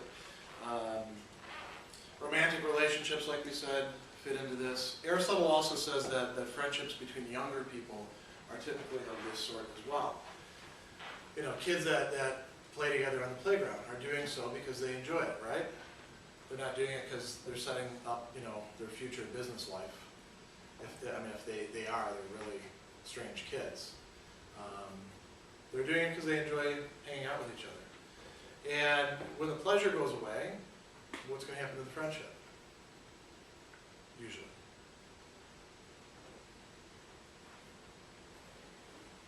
In your experience. People that you no longer share common interests with, are you still friends with them? Probably not. People that you used to hang out with, enjoy time with. You may have actually made some friends here at Marist that you're no longer friends with, even at Marist. You hung out with them freshman year, but you don't anymore. Aristotle says that's okay. I mean, if it was just based on pleasure, if that's what the point of the relationship was, then when the pleasure ceases, the relationship should probably cease. Unless it's, you know, some sort of role relationship, like, you know, parent to child or sibling to sibling, something along those lines. Then there's relationships that are based on virtue or character. And Aristotle says these are actually kind of rare, believe it or not. He says that people who are genuinely good, or at least striving to be so, can be friends with each other in this way, where they actually know the other person and they value the other person for the sake of that person. So somebody who knows you and cares about you as who you are, not necessarily for everything that's good about you. They may in fact recognize, you know, bad qualities in you too, but they still love you. They still care about you. As a matter of fact, they may not even overlook all the bad qualities. You may drive them nuts sometimes, but they still value you and what's good for you. They want you to do well. They want you to prosper. They see the good things in you as well. They want to know who you are. They want to continue to know who you are. That's friendship in terms of character or virtue.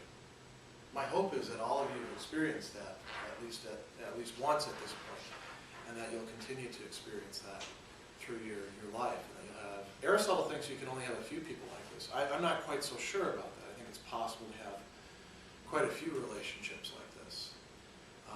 But it does take work, because to get to really know somebody on that level, not just on a surface level, as you would with pleasure or utility, takes time, doesn't it? And how do you know if somebody's really a good person?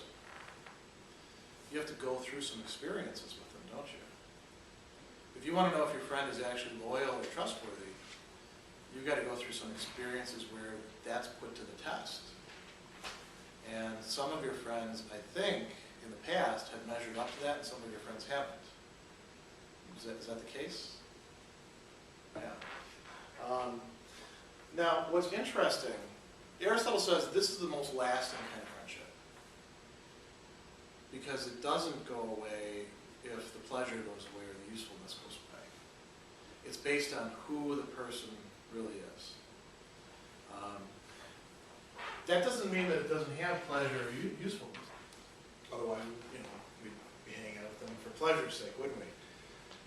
Those who are connected to, in terms of virtue or character, who they are, their personality, we usually do also find them pleasant. Although they may call us on our stuff, you know. They may say, hey, you're screwing up, knock it off. We don't like that, do we? That's kind of unpleasant.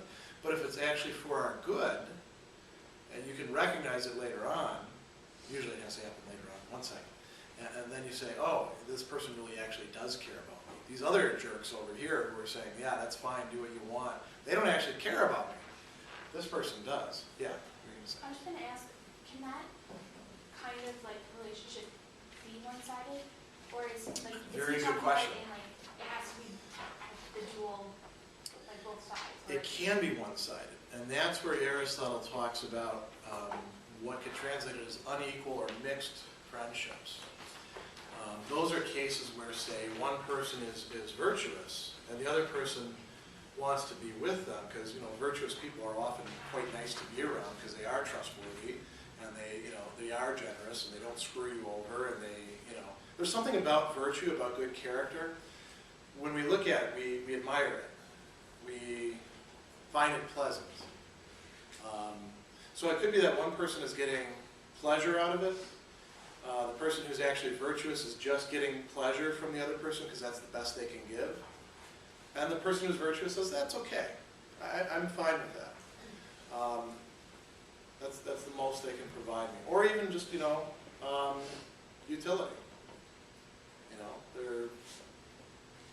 You have a great person who's on the payroll of somebody else who's not a particularly good person, but that person can at least recognize that this person is great. And this virtuous person is giving better things in return. So you can have unequal friendships.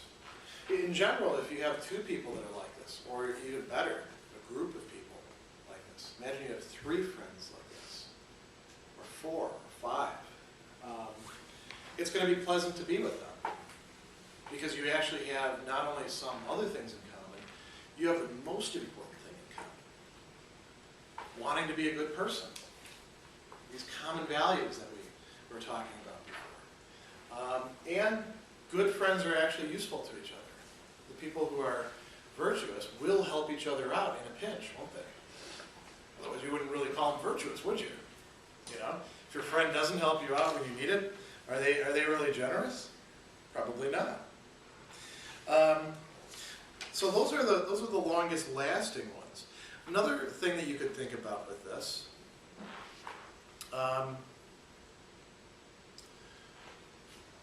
when you've experienced a loss, I think all of you have experienced losses at this point, and unfortunately, you're going to have many more coming up.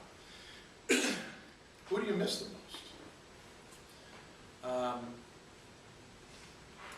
If it's just almost a business transaction, do you really miss them?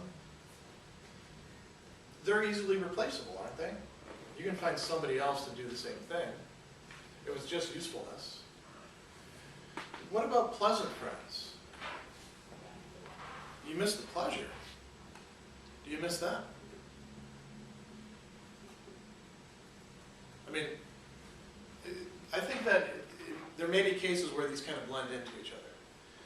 Maybe if you actually miss the person, it's no longer just about the pleasure, it's also about who they are, that kind of person. But there's some cases where, yeah, it was fun to hang out with this group of guys, but I'll find another group because this group's gone. You can say, some cases, things just are meant not to last. Like, again, a pickup game of basketball. You're not going to actually exchange business cards and say, okay, next week, this same time, we're all getting together, because it's a pickup game. You don't have any expectation of actually continuing it. Or if you go to a bar, a sports bar, to watch the game, and you're cheering on whoever it is that you guys like, you're all going home to separate places afterwards, I think, and you may not ever go back there again. But for a while, you shared that. When you lose a friend who you actually got to know, who you found you really liked, who really liked you, who you felt there was a connection with, then you really feel like there's a big loss, don't you? And are they easy to replace? Probably not. Think of romantic relationships like this too. Romantic relationships could just be pleasure, or they could involve what we call intimacy. Intimacy is really a matter of going beyond just the physical aspects of the person and getting to know who they are and coming to love. We often say, oh, this person's got a great personality, and we use that as an excuse for why it's okay that they're not physically attractive. Great personality is actually pretty important, isn't it? Because physical attractiveness, that goes away, and put a person in the wrong light, suddenly they're no longer that attractive. Put them against a person who's even more attractive, suddenly they pale in comparison. What about personality, though? That's not quite so different, is it? That does stay the same over time. That actually gets better and better. If you fall in love with somebody, and you want to make a go of it, a real relationship, you're probably going to want to develop this kind of level of relationship with them. If it's only about physical things, about pleasure. Maybe they have a good personality in the sense of having a good sense of humor or something like that. As soon as that stuff goes, the relationship is no longer going to fulfill you the way that you thought it would. Is it? Something worth thinking about. You know? It may be too, there's another thing worth thinking about. It may be that the more that you focus just on this level, the more time that you spend just at this level, not paying attention to this, it'll be harder to do this. That's one reason why having dating a lot of people may not actually be the best idea in all cases. You know, some people think of it as like, well, it's sort of like having a lot of lottery tickets. The more tickets you have, the better chance you have of winning, right? But to develop intimacy with somebody, you actually have to spend a lot of time with them. You have to get to know them. You have to get to know what they value. You probably have to get to know their other friends and their family and what makes them tick. You have to have that sort of interest in who they are and drive to know who they are. And there's one other thing presupposed by this too. They actually have to be lovable. I mean, you may not be able to have that kind of relationship with somebody who's a thoroughly bad person. If in fact, let's say you get involved in a romantic relationship and you find out that the person that you're involved with is actually a con artist, you're probably not going to be able to have this. This is probably going to be the best you can get from them. So you actually have to find other people who are like you in wanting to develop that level.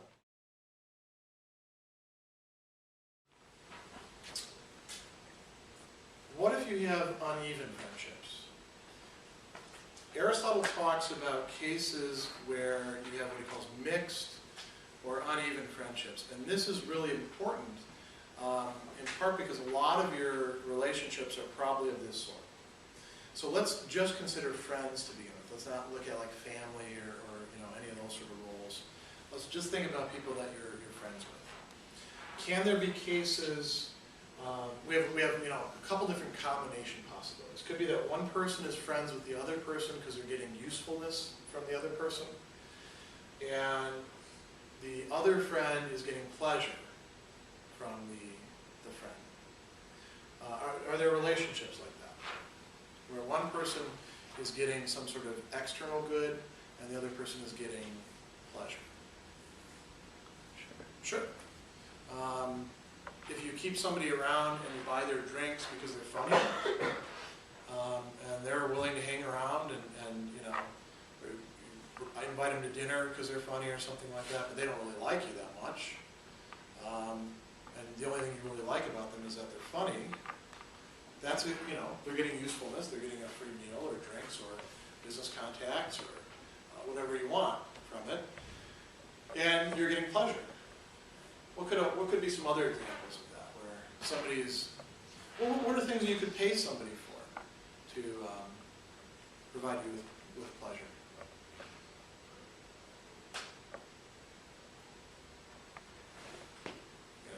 Your friend is only in a very derivative sense.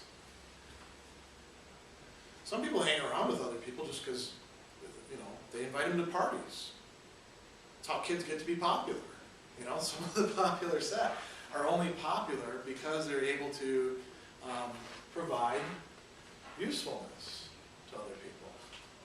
And those other people had better be pleasant, or else they're not going to get invited.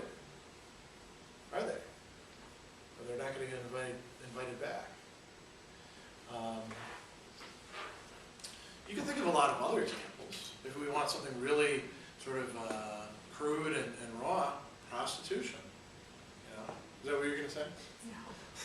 I was going to say, I had a relationship with last year that a girl wanted to get on the team that I'm on.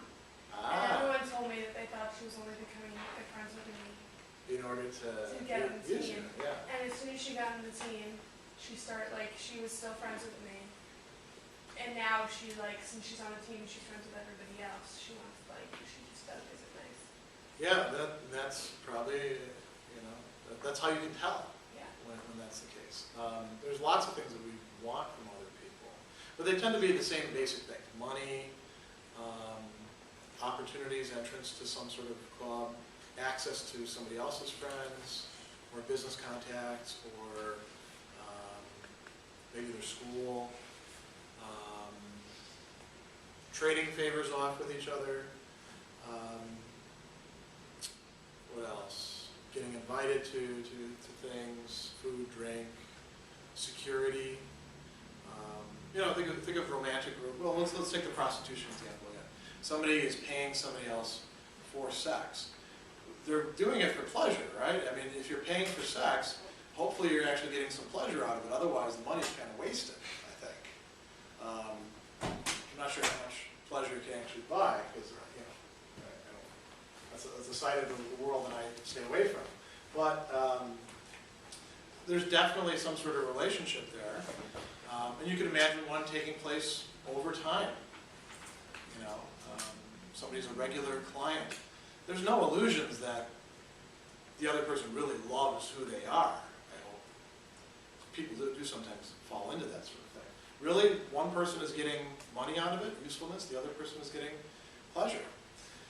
You can think of romantic relationships where somebody's trying to get something out of another person, and the one person likes having that person around, they're easy on the eyes, they're fun to talk to, they're a good dancer, whatever.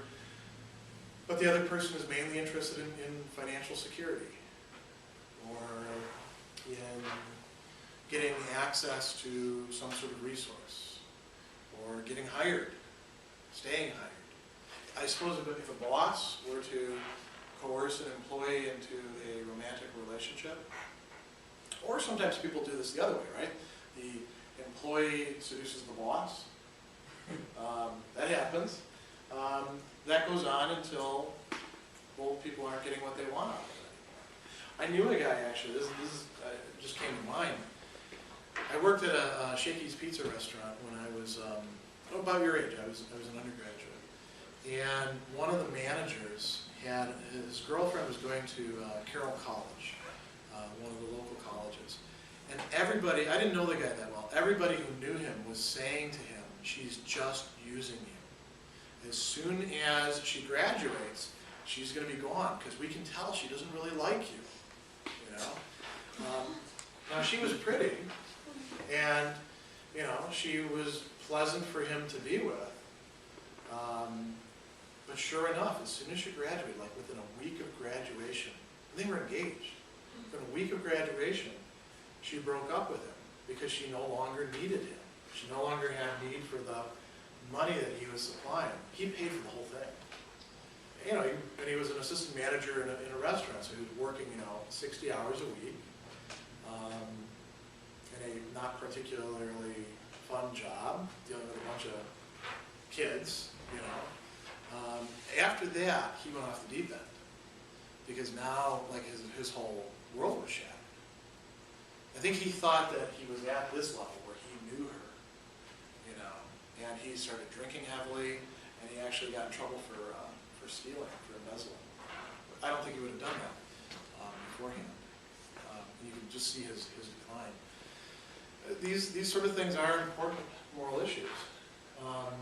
What about usefulness and virtue? You know, there are some cases where we like people who are virtuous, people who have good characters. We want them around. We want to be involved with them. There's something attractive about those who are actually genuinely good, who genuinely have something to offer. This is why people go to famous teachers, and they want to interact with them, and they pay lots of money to go to these seminars, because there are some people out there who are genuinely virtuous. Some of them are frauds, granted, but some of them aren't. Some of them are the real deal. It could be that somebody else doesn't have that to offer them. You know, let's say they want to learn how to be a good person, but they're not a good person yet. They can't offer this to the other person in return, but they can offer money, or they can offer, hey, come stay at my place, be our guru in residence. You know, they can offer that sort of thing. The same thing could go for pleasure too. If you find yourself involved with somebody who you genuinely acknowledge to be really well put together, they are somebody you would like to be like, somebody who you admire, somebody who you emulate, but you're not there yet. and they're happy to have you around because they like the way that you interact with them, you give them some sort of pleasure, that's okay. Again, that's a mixed relationship. That's not on the same level as two people who genuinely are good people interacting with each other as good people in terms of their character, fully knowing each other. But it is still a good thing. They're actually doing you a favor in a way. And later on down the line, should you become that virtuous person, he would be very generous of you to be involved in relationships where other people can only offer you utility, usefulness, wealth, you know, inviting you to dinner parties, things like that. Or they can only offer you pleasure. You would actually be doing them a good turn, wouldn't you? Because what this person is supplying is much better than what this person is supplying or this person is supplying. So, you know, what about other kinds of mixed relationships? Those are ones that just have to do with sort of people coming to each other from the outside. What are some of the relationships that you found yourself in and you didn't have a choice about? What's the first one you started out at? A relationship that what you said? You didn't have a choice about. You're stuck with it. Yeah, your parents. Mm-hmm. And Aristotle talks about this. The relationship between child and parent is probably a mixed relationship unless you actually get to this point, and that's not going to happen while you're still a child. That'll happen when you're actually an adult, provided your parents are actually really good people. I mean, in order to have this level of relationship, you actually have to be at that point. It could be that you know, you provide each other enjoyment. At the very least, you're useful to each other, right? Some people will break off relations with their parents eventually.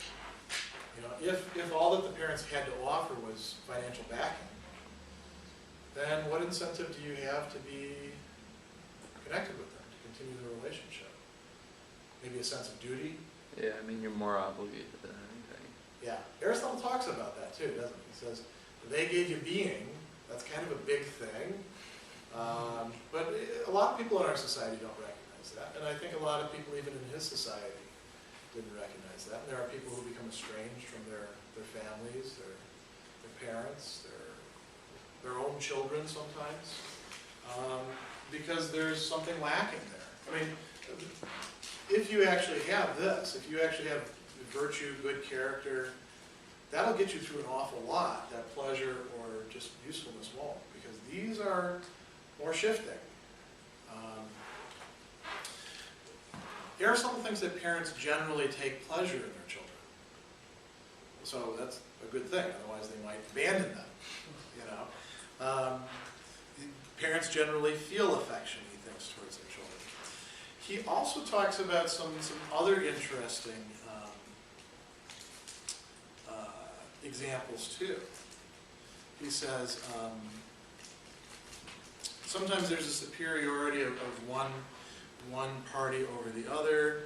There's a father and son, older person and a younger, ruler and the person's ruled. He also, you know, I do have to point this out, Aristotle's writing at a time that's very male-dominated, so husband and wife, he places the husband on a higher level than the wife, but there's no reason why, if he were here today, he would necessarily stick to that. And we could say there's probably many cases where one of the person in the marriage is at this level, and then the other person is only able to provide one of these.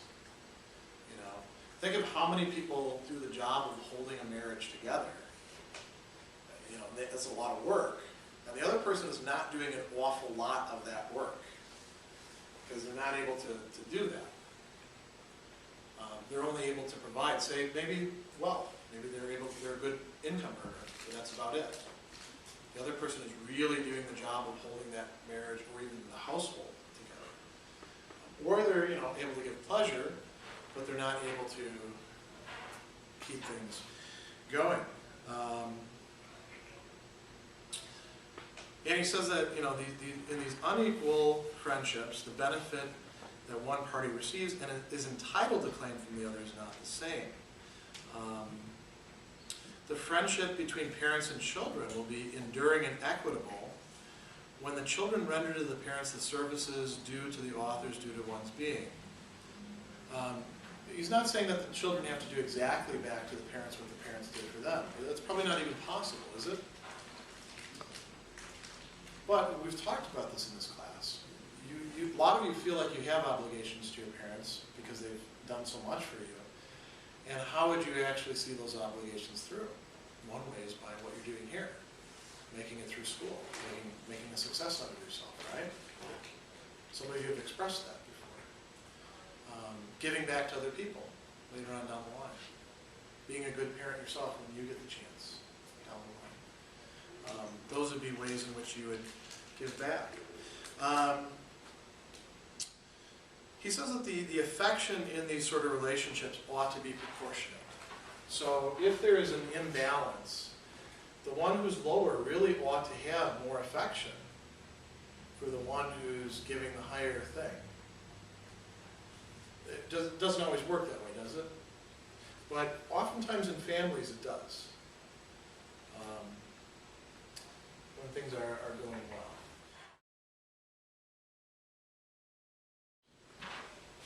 The very last thing that I want to talk about with this is he considers the question, who can have what kind of relationships? Good people can have relationships at any one of these levels.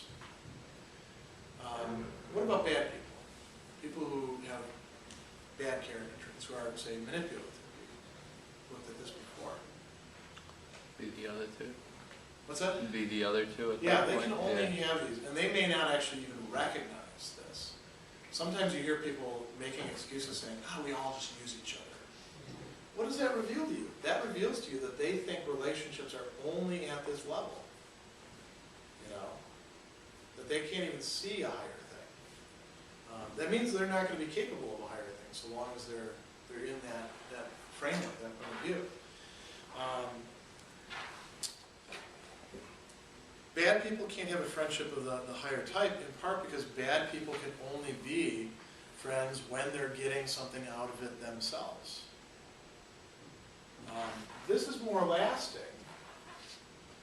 Good people are able to have this because you actually start to like the person for who they are, not for what you get from them. You recognize them for who they are. That's why you can't have this sort of friendship, Aristotle thinks, with a bad person, because if you actually know who they are, you're not going to like it, right? It's interesting too, he talks about, can you be friends with yourself? He says, yes, you can. And the good person is friends with himself. The bad person really doesn't like themselves. The more that they do get to know who they are, at this level, the more they're going to recoil from it. So the bad person is always, you might say, stuck in a state of misrecognition of who they are. The last thing to say about this is this kind of friendship here, it says, is proof against what he calls calumny, which really means saying bad things about each other, or suspicion. At these levels, you're always a little bit worried that, maybe they're only friends with me for what they're getting from me. Maybe they really don't like me. Maybe if they really did get to know me, they wouldn't like me. At this level, you actually can be secure. So that's where we'll leave off.